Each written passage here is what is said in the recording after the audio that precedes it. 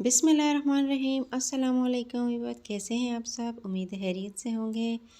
अगर आप मेरे चैनल पर नए हैं तो प्लीज़ चैनल को सब्सक्राइब कीजिए और वीडियो को लाइक कीजिएगा।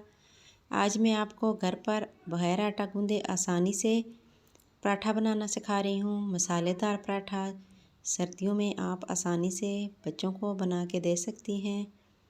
जिसके लिए हमें चाहिए होगा आधा कप मैदा। इसमें हम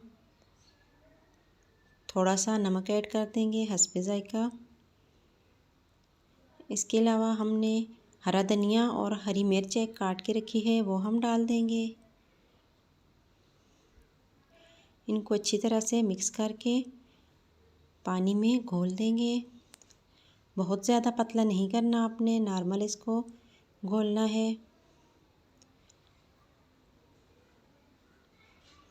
बच्चों को आप नाश्ते में भी ये बना के दे सकती हैं। सर्दियों में ये बहुत ही अच्छा लगता है।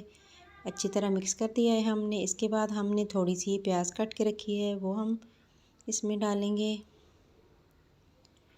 अच्छी तरह से मिक्स करके एक फ्राई पैन लेंगे, उसमें हम घी को गरम करेंगे।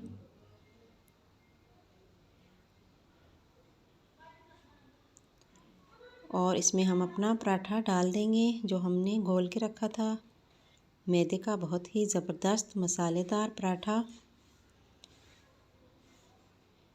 इसको आप साइडों से पतला कर दें, बहुत ज़्यादा पतला भी नहीं करना।